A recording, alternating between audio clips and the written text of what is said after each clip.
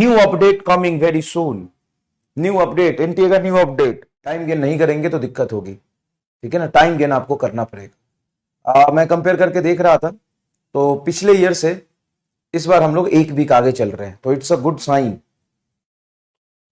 और last year मैंने syllabus खत्म कर दिया था 20 फरवरी के आसपास, 20 या 22-23 फरवरी हुआ था, ऐसे मुझे याद है। 22-23 फरवरी तक खत्म कर दिया था, तो पूरा मार्च पूरा अप्रैल 2 महीना मिला था। इस तरीके से अच्छे से हम पढ़ते रहें with lot of question practice, तो मुझे लगता है कि 15 फरवरी तक सिलेबस हो जाएगा आपका। नवंबर से पहले 12th स्टार्ट कर दूंगा। सबसे मुश्किल होता है 12th का पोर्शन पढ़ना, क्योंकि देखो 11th में तो बेसिक मैथ, वेक्टर और ये सब ज्यादा टाइम ले लेता है स्टार्टिंग में, 1D, ठीक है ना।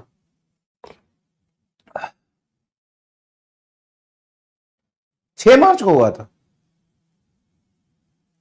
हम्म, मान ही नहीं सकता मैं, फोन कहाँ है मेरा, मान ही नहीं सकता, 6 मार्च को तो नहीं हो सकता।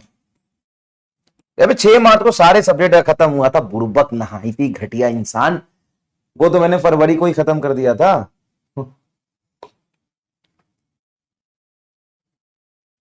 20 या 22 फरवरी को खत्म कर दिया था।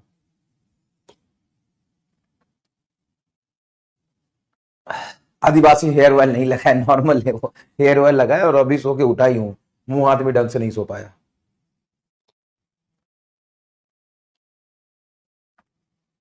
ठीक है। 12th is easy, I can understand 12th is easy, but in 12th electrostat have a very lengthy portion, and that ray optics, wave optics तो बहुत है ना, बहुत है। चलिए, थैंक यू सो मच। तो चलिए शुरू करते हैं। मतलब जूलॉजी का लेट हुआ था ना, पूरे सिलेबस से मुझे क्या मतलब, मैंने तो फिजिक्स खत्म कर दिया था, है ना। चलिए, तो अगर हम इंटेंस पढ़ाई करेंगे और आप अच्छे इंटेंट के साथ फोकस से पढ़ेंगे और समझेंगे, तो 20 फेब तक आपका सिलेबस अच्छे से हो जाएगा। चलिए शुरू करते हैं। टाइम गेन बहुत इंपॉर्टेंट है। अब स्टार्टिंग के चैप्टर आप पढ़ते रहो एकदम धुआं धुआं करके, और लास्ट में पढ़ो ही नहीं, तो क्या फायदा। एक सब्जेक्ट पढ़ो, बाकी सब्जेक्ट ना पढ़ो। 11th पढ़ो 8 महीने में, 12th पढ़ो 2 महीने में, तो क्या फायदा, है ना। तो uniformity is very important, uniformity is very important. ठीक है, चलिए शुरू करते हैं। बताओ ना, तुम खुद ही बताओ। 6 घंटे में नीट का पेपर करना है भाई साहब। New update coming very soon. New update, NTA का न्यू अपडेट। अगले बार जो नीट का पेपर होगा वो 6 घंटे का होगा। सवाल सवाल उतने ही रहेंगे, पेपर 6 घंटे का होगा बस। पेपर 6 घंटे का होगा, सवाल उतने रहेंगे। तो भाई साहब, जब उतने ही सवाल 3 घंटे में करने होते तो कटअप कहां से कहां भाग गया। 6 घंटे में करना होगा तो क्या ही होगा फिर। और दूसरी बात, बहुत आसान हो जाएगा, बहुत इजी लगेगा।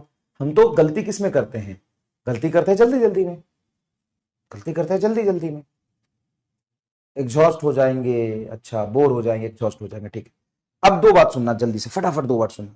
पहली बात तो कि वो नहीं होगा 6 घंटे का, रहेगा 3 घंटे का ही, क्योंकि मेन गेम टाइम का ही होता है कि आप किस तरीके से टाइम को यूज करते हैं, यूटिलाइज करते हैं, टाइम मैनेज करते हैं। तो नीट सिर्फ सब्जेक्ट, सिर्फ नॉलेज का गेम है या टाइम मैनेजमेंट का भी गेम है। क्रूशियल रोल होता है टाइम का। टाइम मैनेज करना नहीं सीखेंगे, बस बैठे हैं पढ़ रहे हैं, लेकिन पढ़ रहे हैं सबके लिए 24 घंटा है, लेकिन उसी 24 घंटे में से मैक्सिमम एफिशिएंसी, मैक्सिमम फोकस के साथ कैसे पढ़ रहा है, टाइम गेन कितना कर रहे हैं आप, ये इंपॉर्टेंट है। दूसरी बात, अब जो लोग बोल रहे हैं एग्जॉस्ट हो जाएंगे, थक जाएंगे, सच में यार, मतलब आईटी वालों को तो सैल्यूट है। They are more stronger than you people, more stronger than you people.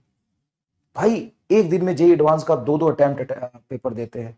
Page attempt 1, attempt मतलब पेपर 1 एंड पेपर 2, 3-3 घंटे का, और बीच में 1 घंटे का गैप, मतलब लगातार 7 घंटे तो पेपर देते हैं। और स्टार्टिंग के 1 घंटे पहले उनको बिठा दिया जाता है और आधे घंटे पहले छोड़ दिया जाता है, मतलब 9-10 घंटे तक तो उनको बिठा के रखा जाता है। और तुमको तो 2 घंटे क्लास में तुम्हारी सूख जाती है, सीरियसली। आइए, कोई बात।